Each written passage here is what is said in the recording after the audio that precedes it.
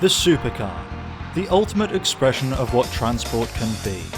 Gone is the practicality of simply moving yourself from A to B, and in its place is a symbol of passion, of wealth, and of bad neighbourly relations. Like so many luxury items today, most of these cars trade on brand value and recognition, but it wasn't always so cut and dry. So what happens when a pair of French engineers try to go toe-to-toe with Ferrari? The answer? Venturi.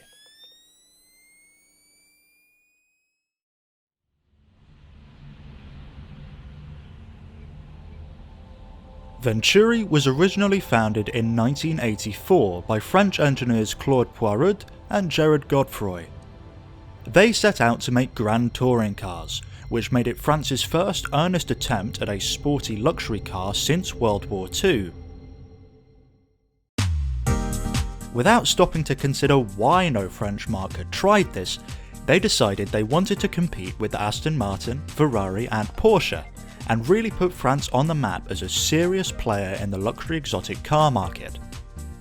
Starting production of the Venturi Coupe 200 in 1987 saw the company revise and lightly modify their first production car over the following 4 years.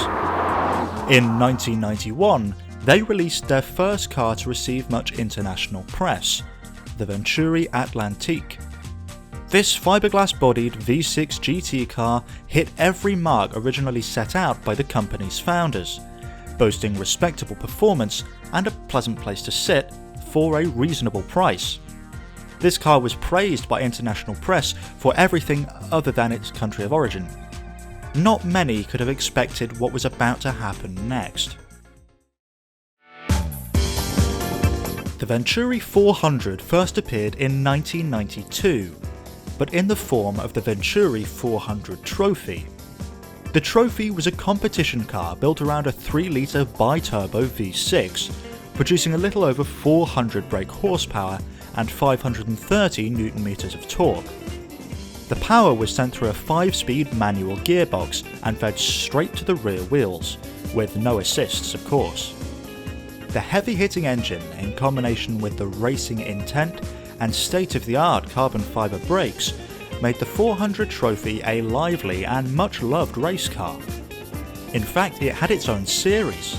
The Gentleman Driver's Trophy was much like Porsche's Porsche Cup, and saw a grid of 400s racing each other on historic circuits including Le Mans and the Nürburgring. Following the success of the 400 Trophy, Venturi started work on a road-homologated version of the 400. Unveiled in 1994, this was to be known as the 400 GT.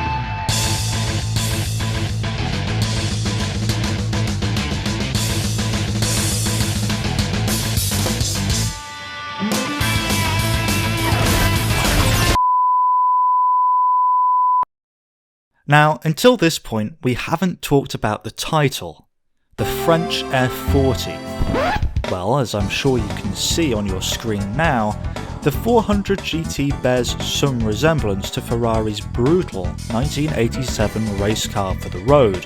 As such, it was somewhat underhandedly referred to as the French F40, the inferred meaning of which is of course budget F40.